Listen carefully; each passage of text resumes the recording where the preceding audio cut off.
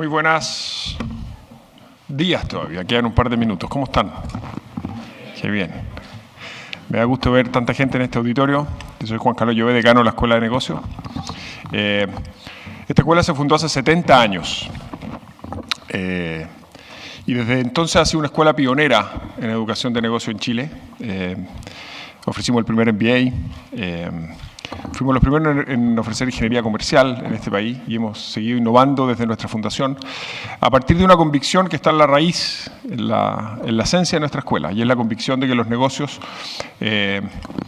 son una institución, digámoslo así, única en el sentido que tiene una capacidad de contribuir al desarrollo de los países, a desplegar el talento de las personas, a innovar para resolver problemas complejos y mejorar la calidad de vida de las personas. Y en un mundo, como decía el video, que está cambiando, que tenemos desafíos sociales, políticos, ambientales, tecnológicos, cada vez más desafiantes, nosotros tenemos la convicción de que esos desafíos no los podemos resolver si no tenemos un sector empresarial pujante, creativo, que innova, y que toma esos desafíos del mundo como su propósito principal. Por eso nosotros en la escuela estamos siempre innovando, redoblando nuestro esfuerzo y tenemos un plan estratégico en el que queremos abordar con mucha fuerza en los años que vienen 3 temas que nos parecen esenciales. Primero, el vínculo de los negocios con la sociedad en la que operan. Los negocios, para ser sostenibles y poder dar de verdad valor a sus accionistas, tienen que establecer vínculos de valor y de confianza también con una serie de otros actores. Lo segundo es el cambio climático. Nosotros creemos que la amenaza del cambio climático para la humanidad es quizás la amenaza más seria que tenemos en el horizonte y que los líderes de negocios que van a tener que transformar muchas industrias, la minería, la energía, el transporte, la agricultura, etcétera, para poder frenar ese problema tienen que entender ese fenómeno y desarrollar negocios que ayuden a resolverlo. Y tercero, la tecnología. Estamos seguros que la tecnología va a ofrecer enormes oportunidades a los negocios del futuro, pero que esos líderes de negocios tienen que comprenderla para que efectivamente la tecnología y su disrupción se convierta en una fuente de oportunidad y no de amenaza, ¿no es cierto? No sea una fuente de cosas negativas para los negocios y la sociedad. Por eso, este año que estamos celebrando los 70 años de la escuela, nos pareció importante tener una invitada de lujo como Valentine, que nos hable de uno de los temas emergentes más importantes en tecnología hoy día, que es la inteligencia artificial. Tenemos una concurrencia de alumnos, exalumnos, profesores. Quiero saludarlos a todos y agradecerles que nos acompañen hoy. Quiero saludar especialmente a las autoridades de la universidad y a mi querido amigo, el embajador de Canadá, Michael Gordon. Gracias por acompañarnos hoy. Y sin más, quiero presentar a Valentine, quien va a conversar después de mis palabras con María Paz Hermosilla, directora del GovLab de la Escuela de Gobierno de nuestra universidad, y con Juan Pablo Torres, vicedecano de posgrado de la Escuela de Negocios. Esa conversación va a ser en inglés, así que los que no lo hayan hecho y lo necesiten o prefieran, hay traducción simultánea. Valentine es fundadora y directora ejecutiva de AI Impact Alliance, una ONG que fundó en 2017, que ofrece consultoría y estudios en gobernanza de data e inteligencia artificial. Es parte del Consejo Asesor de Inteligencia Artificial de Canadá y experta de Naciones Unidas en política y gobernanza de inteligencia artificial. Es abogada de formación. ¿Dónde está Isabel Aninat? Debe estar orgullosa de eso. Es abogada de formación y tiene además estudios en ciencia política, sociología y teatro. Un guiño importante a la interdisciplina, que valoramos tanto en esta universidad. Es mediadora certificada y además curadora de arte. Es una líder reconocida globalmente en la ética de la inteligencia artificial, en la innovación inclusiva, igualdad de género y economías digitales. Podría estar leyendo ese currículum toda la mañana. Solamente quiero decirles que ha hecho numerosas publicaciones y trabajos en política pública, es una exitosa charlista y profesora y ha recibido numerosos reconocimientos y premios en todo el mundo. Sin más, quiero pedirles que me acompañen en darle un aplauso de bienvenida a Valentine, María Paz y Juan Pablo.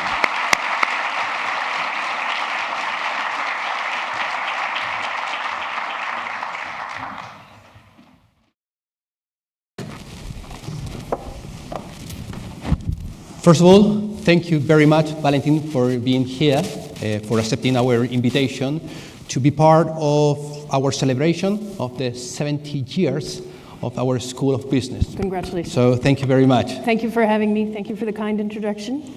And thank you, all of you, in this beautiful audience who want to reflect about a really key topic, which is how the AI is related with ethical issues, how AI is related to business decisions and also public decision. So I would like to start our conversation. This is you have to feel comfortable, like in a living room, talking about these topics.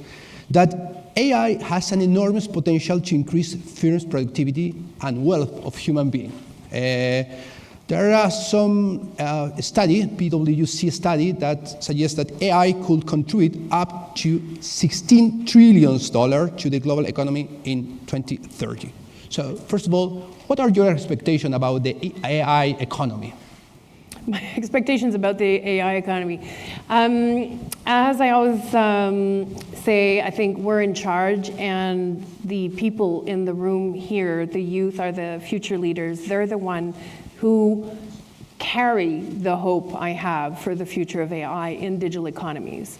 In order to be able to steer the use of AI towards its sustainable development goals, towards the capacity to solve real-world problems, really relies on us taking charge. I do hold a lot of hopes in our future and our capacity to be able to use it for the better, for applying it to green economy. Great. So although this huge potential to increase productivity to society, there are some experts that signing an open letter asking for pausing AI developments. In fact, the letter states something like the need to shut it all down following this idea that the development of artificial intelligence could spell the end of human race. Do you agree about this sentence, about this open letter? I do agree with some elements of the letter, not all the letter. Okay. I agree that there are very important risks that are associated with the use of AI. AI will be used in legal autonomous weapon systems, so AI will be used in the military. There are also very rapid developments that we have a hard time catching up with.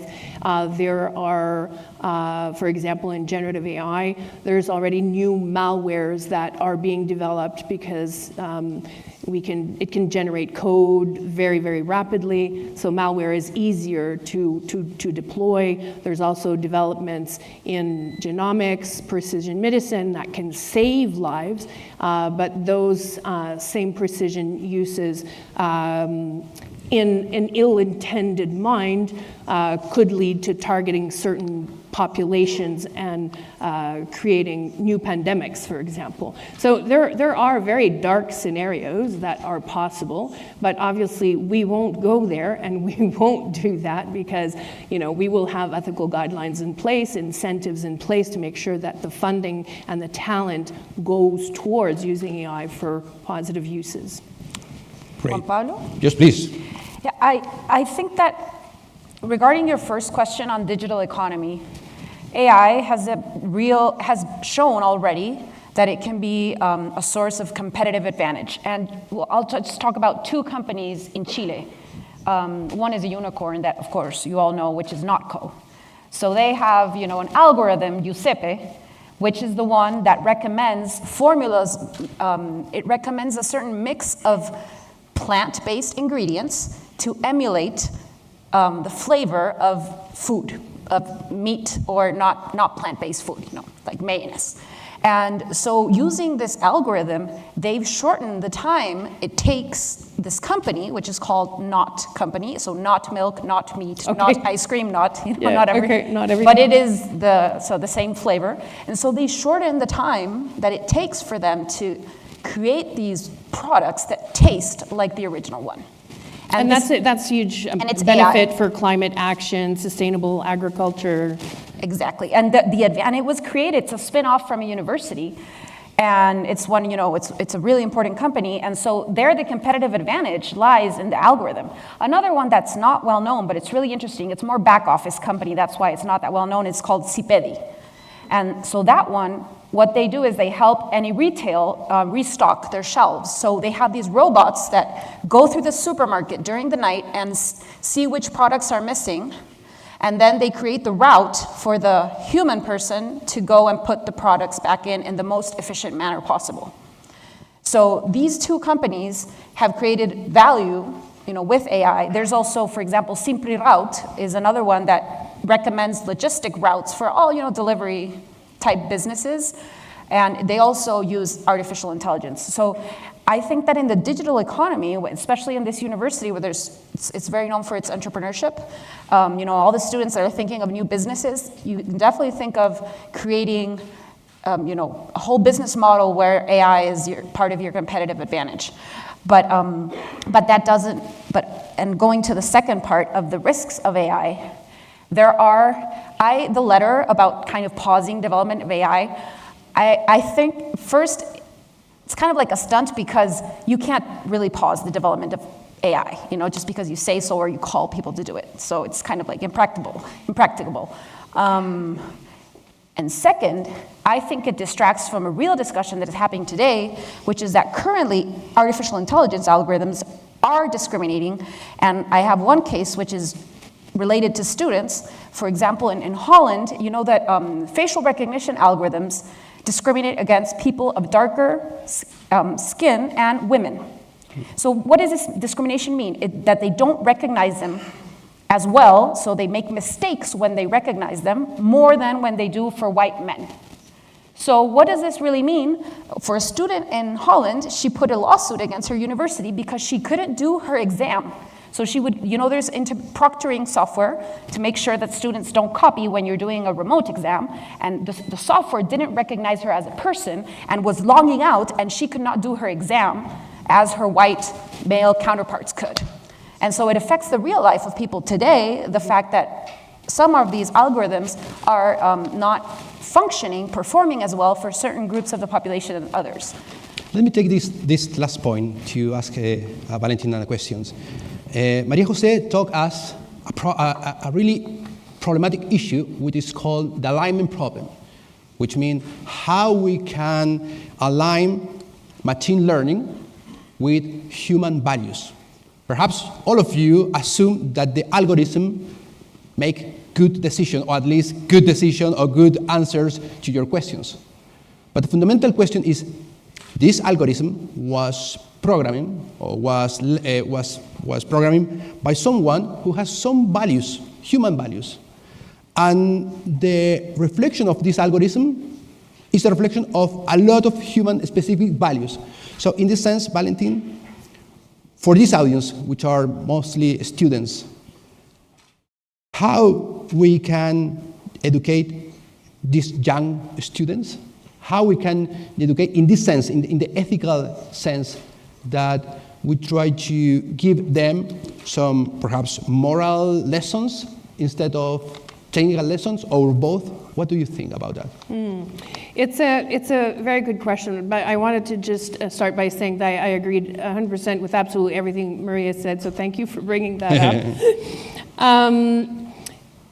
My answer to your question is basically the alignment of AI with human values. We don't all share the same values, is the first elephant in the room. There's a diversity of values. Canada is a very diverse country, regionally, multicultural, and coming together with shared ethical guidelines in itself,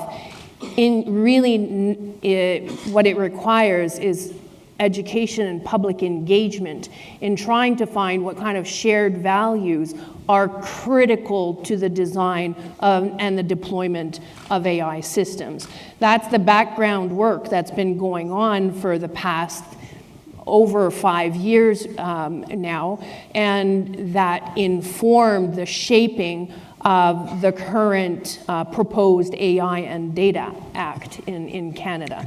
Ethical guidelines really are the bones of upcoming regulations, emerging regulations. So the basis, we can't say we all share the same values. It's more engage, educate, discuss, have an iterative discussion. As we understand what the implications of AI, then we're more able to make conscious, informed choices. And that makes for legitimate policies, ethical guidelines, and regulations. Let's take this one because Maria Jose has a interesting Maria Paz has a interesting project which combine this algorithm and public data. So if our values are not, we don't have a universal moral values. So Maria Paz, what is the first difficulty that you face in Chile when you use generative artificial intelligence and public data? Well, one of the general difficulties we face in Chile when we're using artificial intelligence and data is that we have a very low level of protection of personal data in Chile. So the data of all of us, our root, our age, our health status, all that personal data is not well protected legally. And so institutions as companies and the public sector have less requirements than companies in other parts or government agencies in other parts of the world to protect that data. So that's kind of the house, the base of the house is a little bit weak in terms of how we take care of data. And this is really important for companies and institutions because when there's a scandal of the use of data because of some negative consequence of that use, then that affects reputations of the organizations, trust in institutions, and it's not good business to have a reputation or a trust scandal. We want our clients, we want the citizens to trust the institutions. So even if we have weak, lax regulation in terms of data protection, just so everybody knows, our data protection law is from 1999. It doesn't even mention the internet. So we have been, currently there's a reform of that law that has been it has been discussing like 10 years, but this year the government has pushed it forward. We have been participating as a university in the discussion of this law. Actually, Romina Garrido, who's sitting in the first row, and she's the deputy director of GovLab, she has been representing the university in the committees of the different committees, both the formal ones and also the advisory ones. And we have managed to put things in this law like, and this is very important, explainability of automated decisions that affect significantly the lives of people. So when this law passes, what will this mean? And this is important for students, for example, of the Masters of Business Analytics. It will mean that if you are using AI for a decision that affects somebody in a significant matter, for example, denying a credit, screening for credits, which is something that is done in Chile and all over the world, you will have to explain the logic of this decision. And there will be an agency, which is the Data Protection Agency, where you will be able to complain without hiring a lawyer and going to court.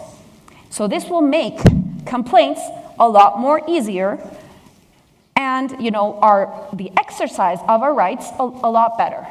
So companies will have to prepare, they will have 2 years to prepare actually, to be able to comply, and of course, data protection is much more than just use of AI. I mean, it's how you collect, manage, share, eliminate, all kinds of data use, simple data use. But in terms of AI, automated decisions will be under this explainability. You have to explain the logic of the system. So we will need much more professionals that actually understand how to do this. So that's something, and it's important to mention that in the Masters of Business Analytics at this university, there is a course on data ethics, actually taught by Romina. And so our students, when they graduate, they actually have a grasp of this because it's part of their curriculum.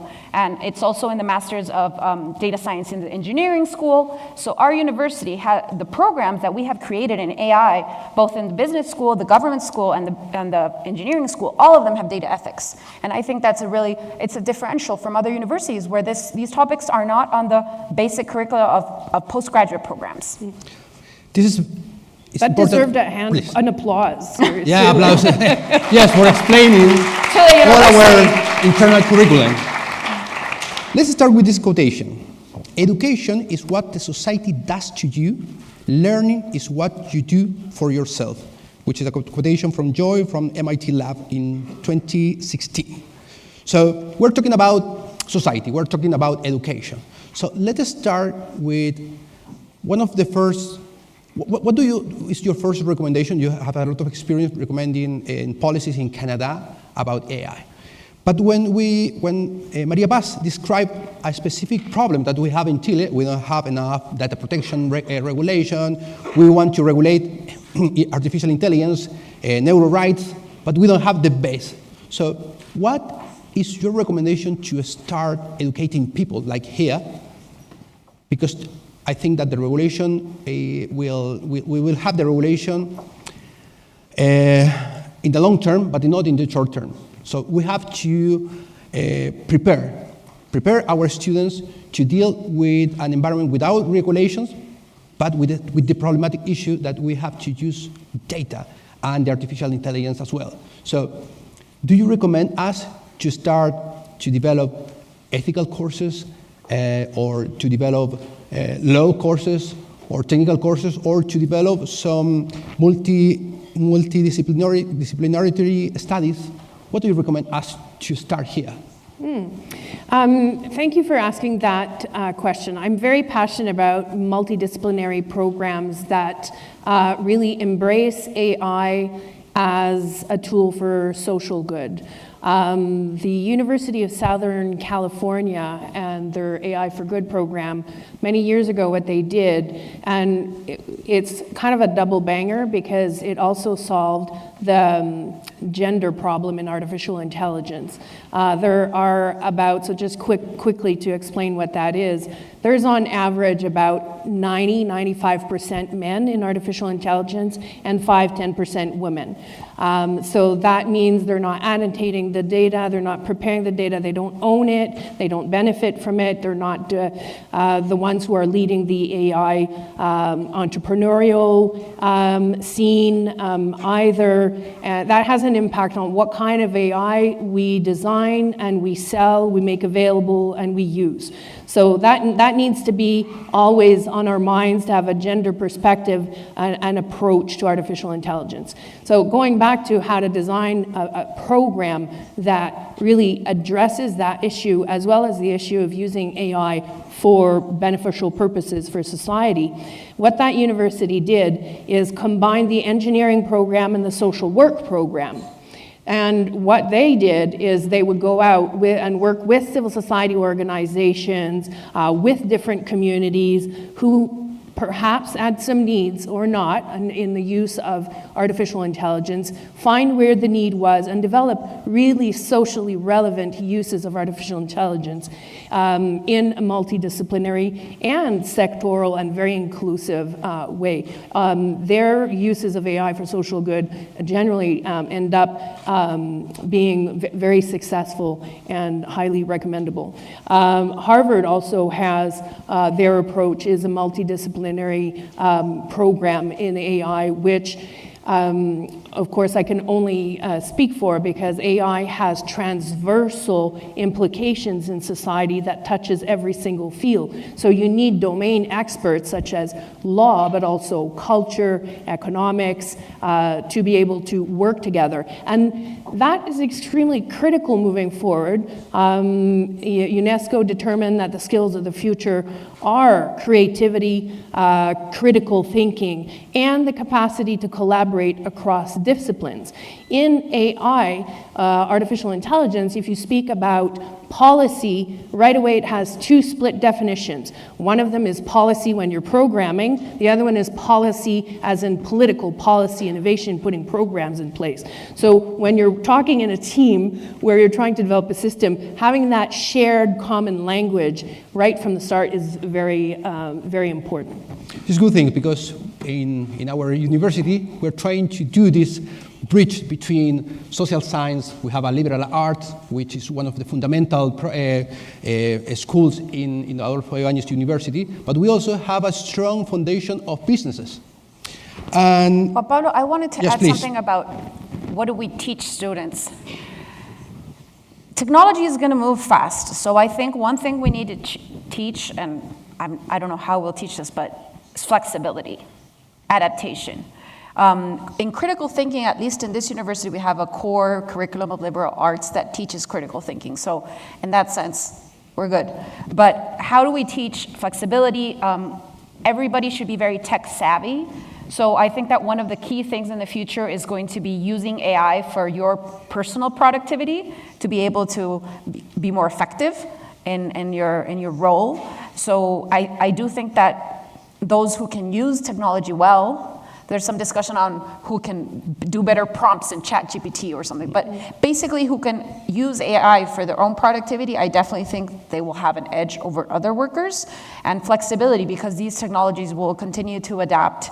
And what Valentine said about being kind of bilingual, I call it bilingualism between, domain knowledge and this AI knowledge. You really need for both sides to speak. For example, we have a project here in the university between the engineering school, the psychology school, and government school. So we're working with Todo Mejora Foundation, which is a foundation to help LGBTQI youth. I don't know if you know Fundación Todo Mejora, but they have this chat line where it's a crisis text line where children and youth can text and ask for support. And we developed some algorithms to help them process these conversations and characterize these conversations. And it was the engineering team talking to the psychologist saying, how do we identify suicidal thoughts? How do we identify anxiety, depression?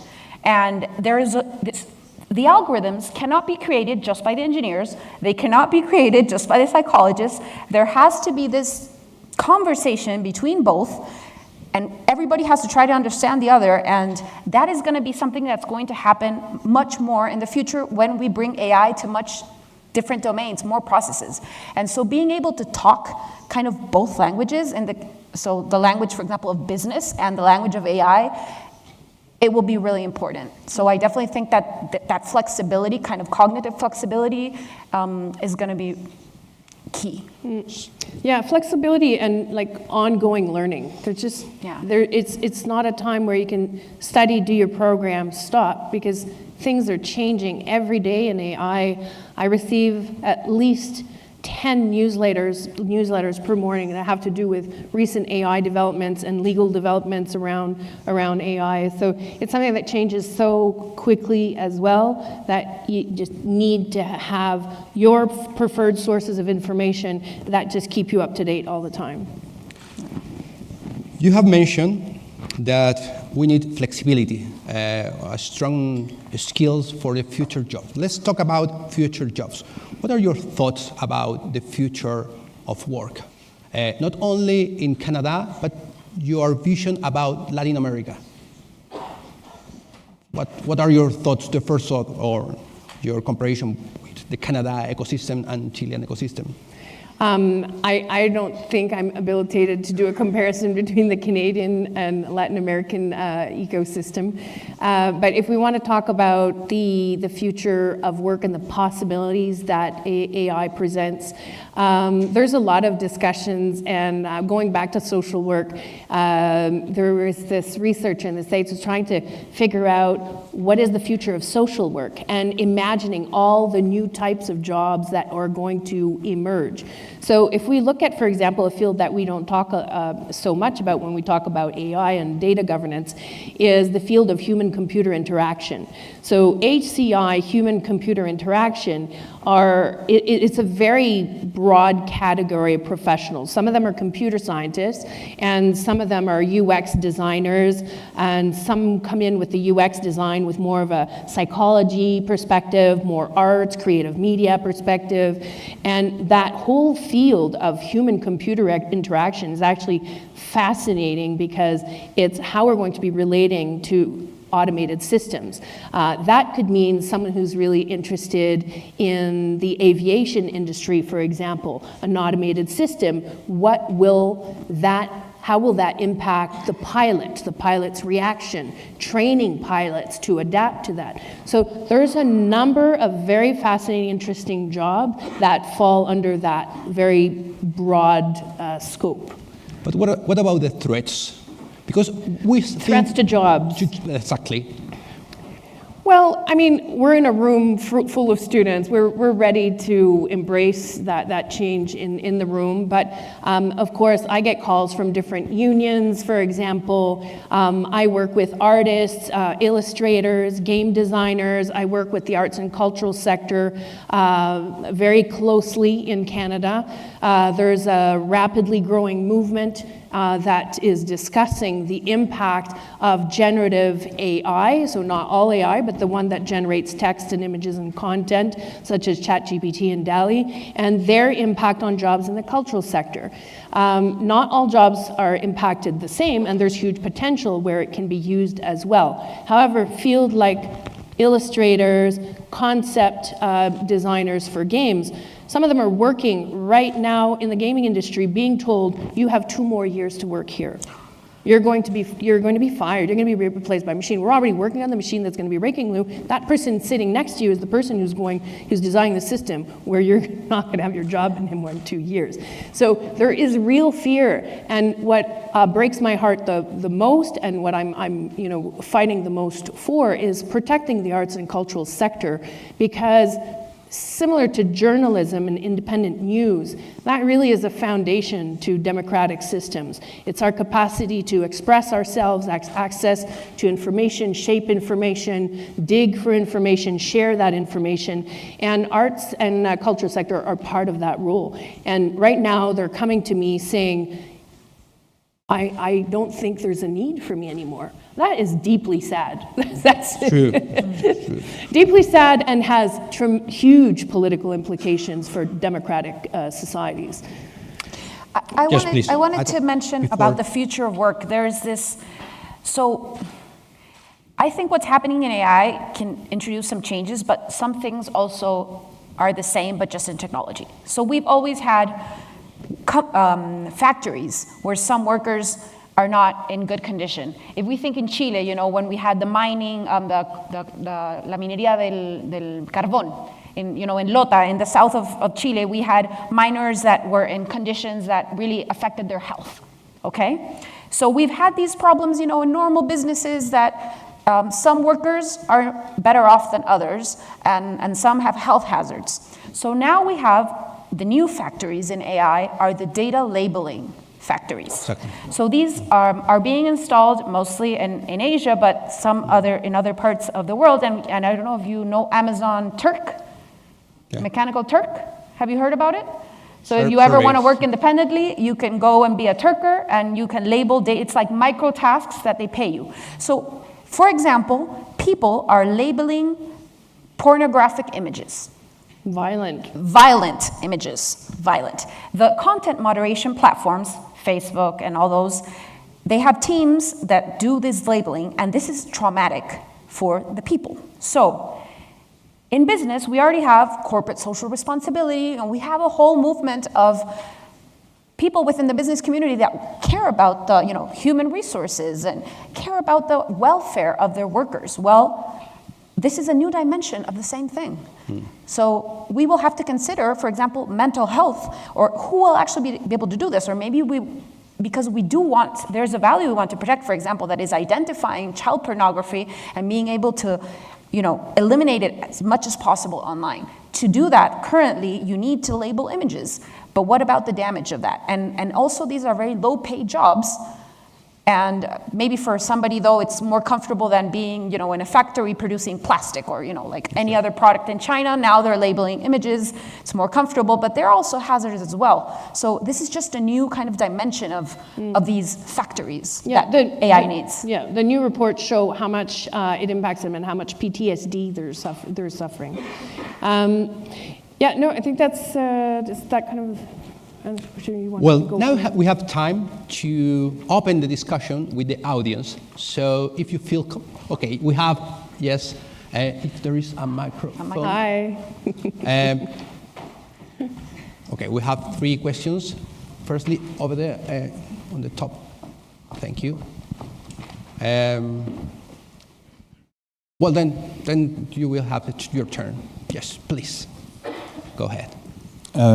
Well, among the many dilemmas that are currently emerging in the AI realm, there is the open source dilemma, which means we either promote the development of open sourced models of AI, or we better ask big digital corporations, such as the famous GAFAM, to guard and protect the gates of artificial intelligence, a case in which models remain behind closed doors. So the benefits of pushing for open-sourced AI relate to the possibility of democratizing this technology and to the amazing speed that development reaches when the models are open-sourced. But the downside of opening the source of these models relates to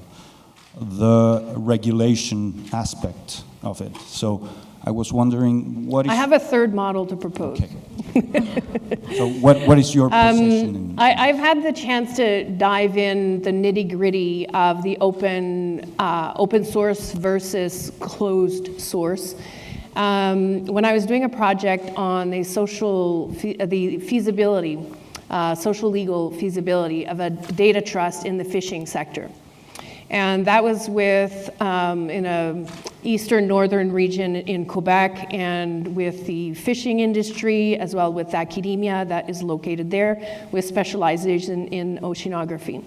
The main questions that arise is that some more prolific fishermen, they have a lot of resources. They can have data collection capability attached to their boats, and therefore they collect a lot of data.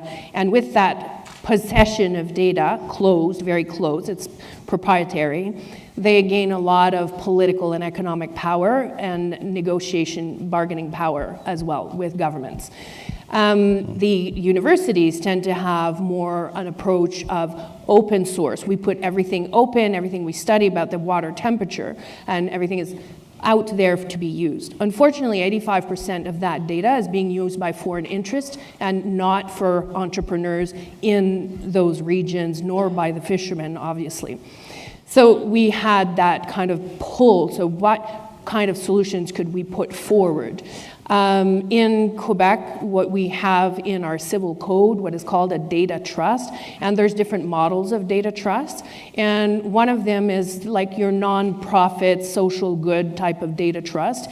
And so what we put forward is a mission-oriented data trust. Basically what it is, it's a contract, and people manage that contract.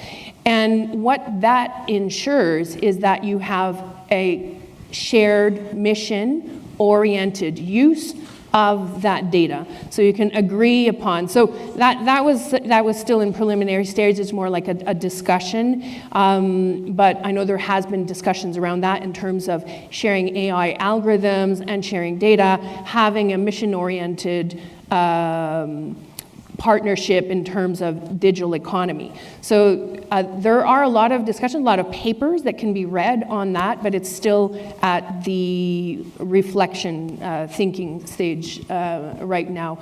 But I think it's extremely important in terms of fighting climate change, ensuring food security, managing also national security issues, because the temperature of water right now has become a national security issue, and possession of that data.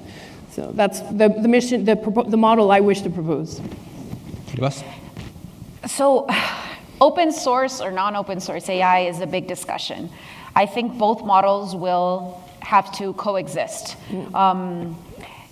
Of course, for businesses, having their code of the AI, being proprietary, not being open source, can be a business advantage. So that is understandable. But when this AI is used for things that really affect people, for example, diagnosing sicknesses, even if the code is not open, it will have to be subject to higher levels of responsibility. Independent third-party audits, certification, because we can't hide ourselves behind IP kind of arguments, because this is, I can't, share the code, to not actually have responsibility on the products we're putting in the market. So on that sense. And we've been advising the Chilean government this university, we have a project between most of the schools, the government school, the engineering school, the liberal arts, communications, and most recently the business school joined in. And we've been advising the government to how they should purchase AI. And the Chilean agency, the purchasing agency, Chile Compra, the one who regulates on how the government buys technology or buys anything, they actually put out these template RFP, this template, base de licitación formato estandarizado, just to translate because it's hard these terms in English are very hard.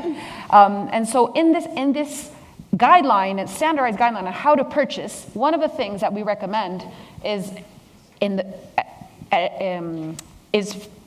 if possible, try to buy something that you own as a government, not proprietary software. But this won't be possible always because the government, there will be companies, especially I think in health, that will develop very sophisticated systems where you will really want to purchase that system because it's the best in its field.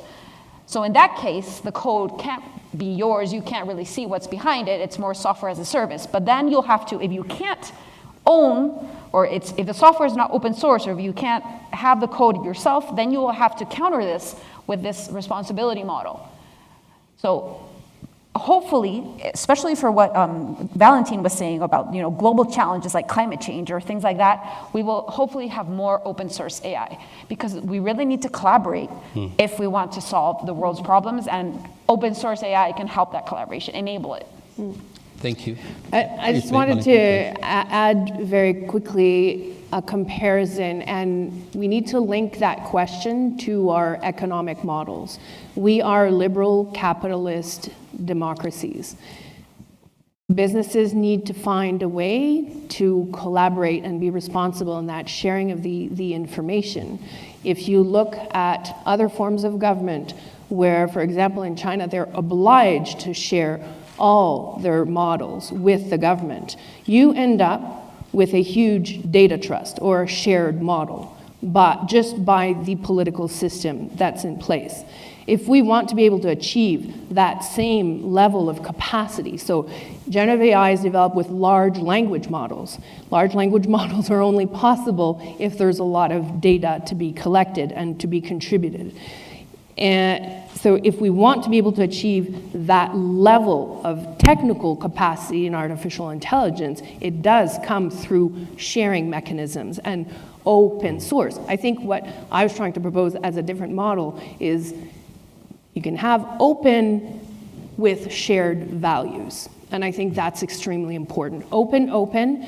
For example, Midjourney, there's already malware being developed using those open source models. So I think we do need to start thinking about different models and let go of the dichotomy between open and closed. It's shareable.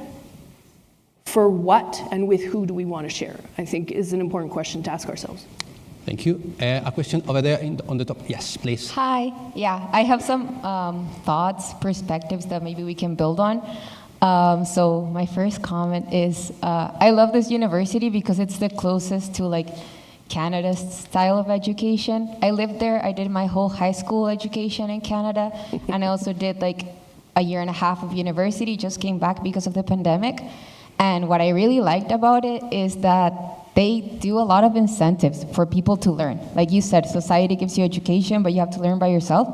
Before I went to Canada, I didn't really have much interest in learning, but then they do a lot of incentives. They acknowledge that you're not good at everything, that you go for your strengths and you can do something easier in your weaknesses.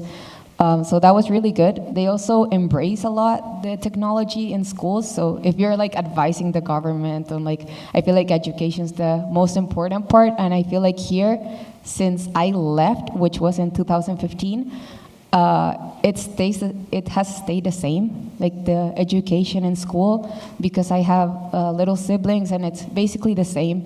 In Canada, I got there and we had to know how to use graphing calculators and a bunch of stuff that I had no idea about. And I feel that's way more important, embracing the technology. I feel this university does a really good job at that, but I also feel maybe more incentives to for people to learn, to do extracurriculars. And like learn more about artificial intelligence maybe. Like maybe the interest will go like, hey, there's an award if you do this or whatever, because in Canada they do a lot of positive reinforcement. So my first year of school I got like honors and I was like, what? And then there's like a lot of levels, a lot of positive reinforcement, a lot of awards, and that really gave me the motivation to learn and to realize that I'm like capable of doing stuff, and that's why I'm here basically. That's why I like to study now, that's why I like to learn. And I feel like that's the main difference between education in Canada versus Chile. I feel like, yeah, Chile's lacking in the looking towards the future, technology, and positive reinforcement as well.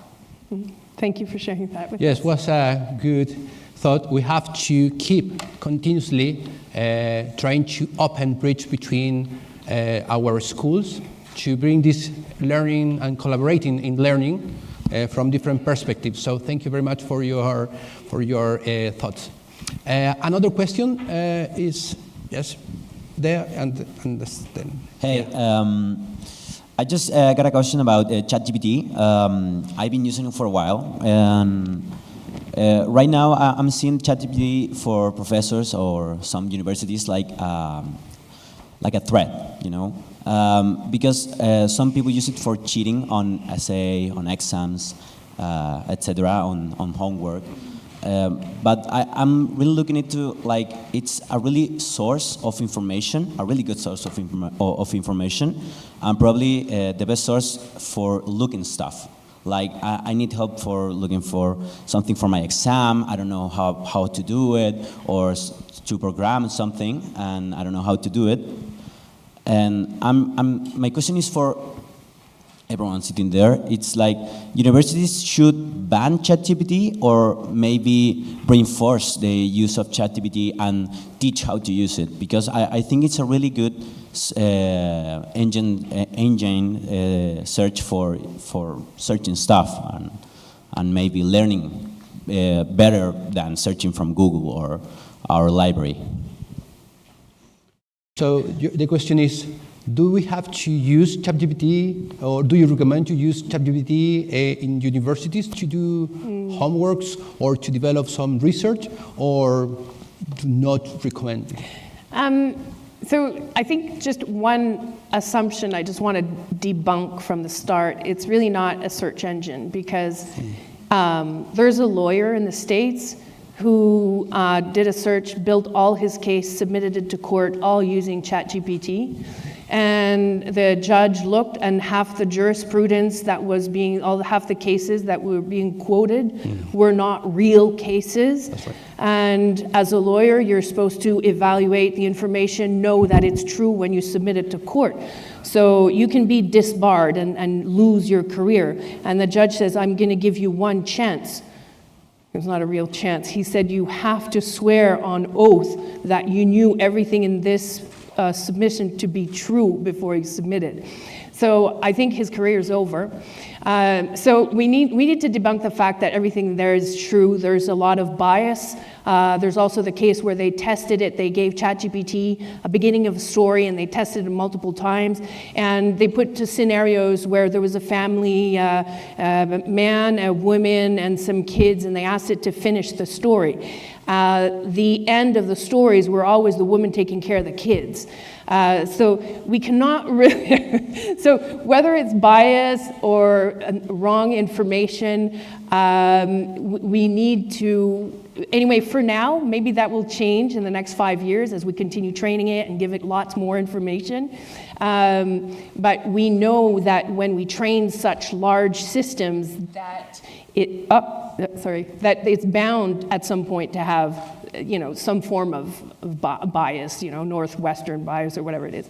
So that being said, I use ChatGPT, and I encourage everybody in the room to use ChatGPT as a learning process. It's exciting, it's fun. You try it, it can like help you think. Like you have a discussion with somebody, it's like, oh, Mary, what do you think? No, I don't agree with you. Oh, why don't you agree? Oh, well, it forces me to think. Why don't I agree? Okay, so then it helps you think. Use it as it's a thinking tool. So in that sense, in a university, in a learning space, to have teachers say, okay, well, let's say we're going to study ancient Greek philosophy for the next, and this particular story for the next 2 months. We're going to become experts in Greek philosophy on this particular deus ex machina mechanism or something. You choose just one topic, right? Then you become an expert. Then you ask ChatGPT to write you an essay. And then, because you're already an expert, domain expert on those things, then you see, where do I agree and not agree with ChatGPT? That's not something that you can do if you're using it as a search engine or if you're using it as, oh, well, it just gave me the information, right? So use it as you're an expert in this field, I'm going to test it. And then it's really a great learning tool. And let me ask just a small, let me to reply your question from the business school. I think that if our business school or our students use ChatGPT to answer a particular test and is successful, perhaps the way in which we are teaching is wrong in a sense, because I think the reflection is the fundamental stage at universities, to reflect about decisions, to reflect about wrong and bad decisions. This is what builds a good professional. And you know that the last month, OpenAI presented the ChatGPT 5 patent in the USPTO system. So this new generative AI represents a massive challenge for all of you, not because it can do voice and speech recognition, classify and take actions in response to exposure data, because it can transform the way in which we interact with algorithms. But the fundamental question is how we can trigger some reflections with our students, for example, from a business school, to use this technology as a resource to build capabilities in their own businesses to do for good.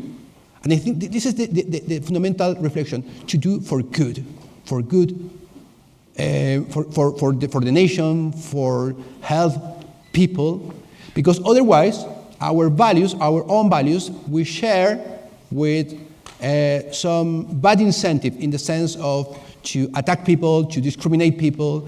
And I think that the role of future leaders is to try to discriminate the result from this algorithm, even though what is the result, with what is good or bad for you in a moral sense.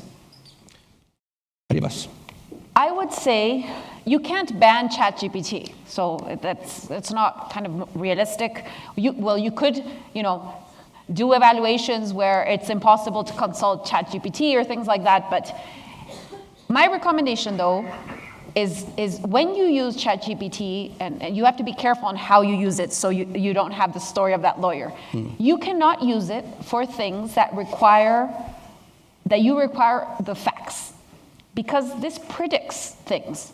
So, for example, I asked about ChatGPT about myself, and it said I had a PhD in American studies or something, and that I consulted in Europe. You were in ChatGPT. I was That's very good. Thank you for giving me my PhD in American studies. It's not true.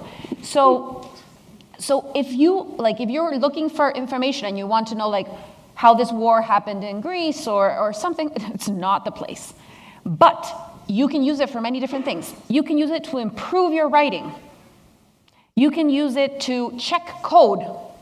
You can use it for creative reasons. At GovLab, we use it, Romina she always used ChatGPT. And so we were brainstorming the other day the names for an event, because we're going to do the Digital Transformation Week.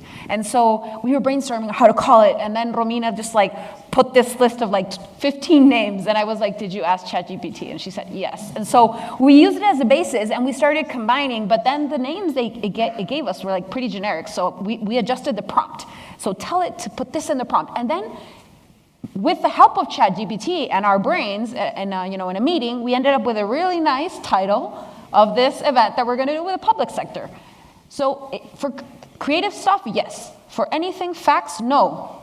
Because if you cannot fact check it, I would be very, very careful to put this. Your reputation is at stake. You could, even if you're an expert, for example, it can say this law was from this place and it's not from that place.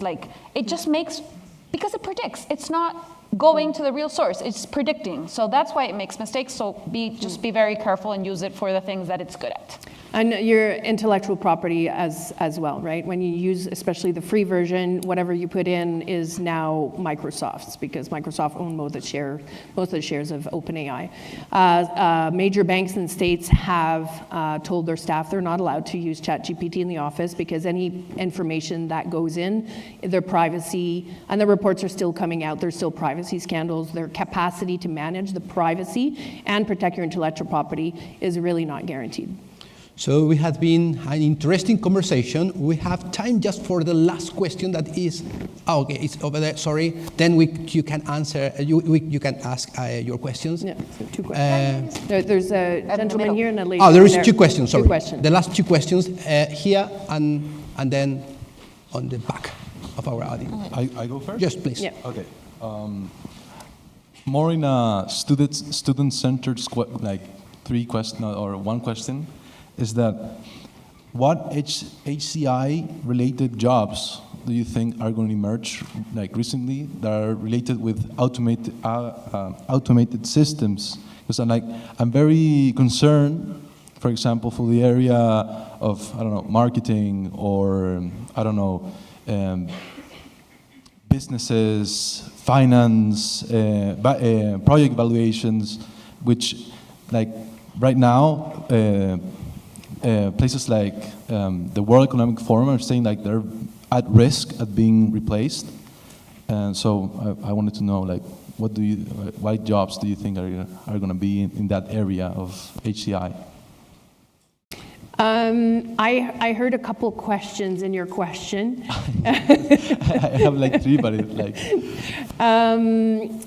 I think you were talking about a little bit about targeted marketing and precision marketing, or are you more scared about new jobs, or? I'm more interested in the new areas that are going to emerge from AI, not like from the actual like marketing or actual like jobs right now. Yeah. Like, do you know like if developing like AIs or whatever? New roles in human-computer interaction. What are the new jobs that are going to open up? Okay, let's talk about new roles in human-computer interaction. As I explained earlier, there's really, you can be a computer scientist, but you can also be a UX designer, but you could also be a psychologist or a creative worker and work in human-computer interaction. Basically, what you bring is your own expertise and your own perspective. So I'm not a HCI expert, but I do design interactive media. So when I'm part of a team, multidisciplinary team, and I'm part of that co-designing team of the interactivity, I become a sort of HCI UX designer. I mean, I put that hat on while I'm doing that. And what I'm bringing actually to the table in the design are making sure that we're taking care of the ethical considerations, that we're being inclusive and accessible in the design of that interactive museum, interactive documentary, interactive learning space, knowledge learning space that is online and that we want to be interactive. So we'll take, for example, into consideration elements such as, is there internet access for the population we're trying to reach? If not, is there a public library in a school where they can access internet, download information, and go back to their community and share that information? That would be the role of a human-computer interaction designer or contributor in a team, is ensuring accessibility and that you're really reaching that population. So if I do interactivity for older population, are they going to be at ease using this interactive element? Or is the interactive element bringing me the information that I need? Because I'll be collecting data through that process. I'll work with local government, say, what kind of data do you need for social economic development? oh, I need this kind of data to answer, these are the kind of questions I have. Okay, so how am I going to integrate that into the design of my interactive documentary or whatever media it is? The forms of media are all kind of changing right now. Like it could be a documentary museum, everything's kind of like mixed together. But those are like, I hope I answered your questions. Those are concrete elements. And per se, I'm not a computer scientist, right? But I am working on those designs. So it's part of the big umbrella. Thank you. And the last question? Yeah. Thank you. Hi. My question is about gender equality. So, what do you think are the chances, if any, to reach gender equality if we have biased data in AI? And the other one is, what do you think are the challenges in law and regulations to reach gender equality and to avoid weaponized AI and autonomous systems? Okay. Do you want me to start and you take a second shot at that question? Okay. Yeah. Okay. I just want to talk about like the first element is it's interesting if you Google. I don't have my presentation with me, but if you Google a social technical pipeline of artificial intelligence or algorithmic design of AI, you'll see that it starts from the data collection. First of all, it starts with the kind of questions that you're asking yourself to start with. And then when you're asking yourself a question, you're going to go collect data around that. Then, like Maria was talking about, you prepare that data. You annotate it, you put it into a architectured model that is useful for an AI system that you've selected that will serve your purpose. So that's a social technical pipeline of AI, and at the end of that pipeline, of course, there's AI governance. So you deploy it in society, you sell your AI system into society, you make it available, or you use it in public service, and then the governance is all the rules that you put around it to make sure that it serves its intended purpose, right? So when you look at bias, there's a number of spaces where we can intervene to ensure that AI does not increase social inequality of women. The reports right now are that AI will increase gender inequality. And there's a number of spaces, but I think the important thing is to go right back at the beginning of that pipeline. Who's collecting data for what and why? Who is funding data collection for what purposes? That is the beginning of your pipeline, because data has economic and political worth to it. So enable women to design data collection technologies that empower what they believe to be important. If it's agricultural technologies, it's agricultural technologies. Your investment, if you propose grants or you're a VC and proposing new funding for startups, when you say this new agri-tech, we're called to all farmers. Do women identify themselves as farmers? Maybe they don't, but maybe in 2023 with AI, they can be farmers. Maybe that definition itself is changing, and that would allow them to collect data on natural resources. So they could be mining, could be any industry, any natural resource. But natural resources are extremely important, right? They're related to climate security, to food security, to national security. I mean, natural resources is kind of core to everything. So put women in place where they can be in charge of that right from the beginning, and then that will flow. And of course, there's a lot of stops along that pipeline where you could work. The last question was around regulation. Sorry, what was the... Law and regulation to achieve gender equality in AI. Yeah, so the role of law, the role of AI regulations in achieving gender equality, impact assessments will become necessary and compulsory, and there will be public reporting. So I recommend to any industry, any business who's thinking of adopting an AI system to make sure that they take that into consideration, because they will be liable to penalties if their AI system causes a biased output. So Canada's AI Act is aiming at, it's a risk management framework around preventing harm against citizens and protecting citizens against biased outputs. So to achieve that, there are a number of mechanisms, reporting mechanisms, impact assessments made compulsory that will help prevent and really orient AI towards positive use and preventing inequality. Maria Paz, to close our conversation. So basically, AI is the new field, is a new place for feminist activism. Yes. If we do not claim this space, I am part of the feminist AI network of researchers in Latin America. We had a grant last year to review one of our methodologies in GovLab and with a gender perspective. And it's another space to fight. And where the risk is, once these systems become massive commodity around the world, then the gender inequality is systemic.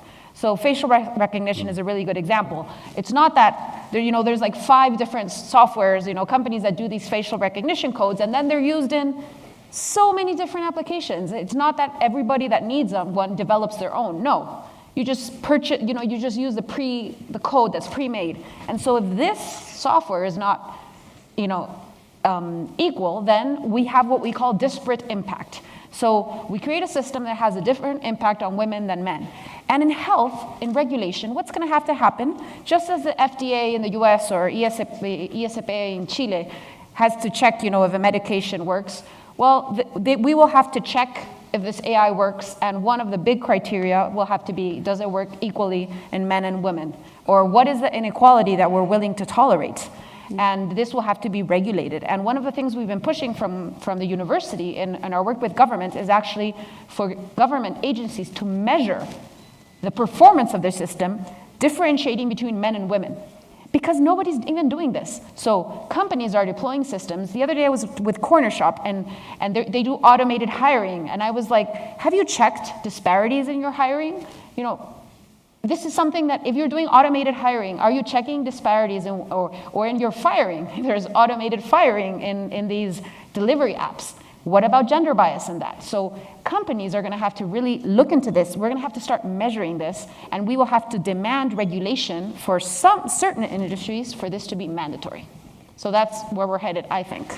Yeah, and just to conclude, I think gender equality is really important, but I have received feedback during some conferences where men feel left out when we talk about that. So, to all the young men in the room, you're allies. You're part of that team. You can support those efforts. So let's say you say, okay, well, I have a great idea. I want to use AI in my startup. I'm an entrepreneur. I want to solve climate change. What's my role in ensuring that I'm not perpetuating inequality in any way or perpetuating biases in any way? Make sure your team is diverse. Make sure that if you're aiming at solving a social problem, that your stakeholder is part of your problem solving. So I don't like the UN, sometimes their language, sometimes they call the problem owners. I don't really like that. See your community as part of your problem solvers. And I think that's really a good allyship, good teamwork in involving your stakeholders in the solution design right from the start. So we can work on this together. Just to summarize some ideas, I'm very happy about this conversation, so thank you very much. Valentine, please give a huge applause. Thank you, Maria.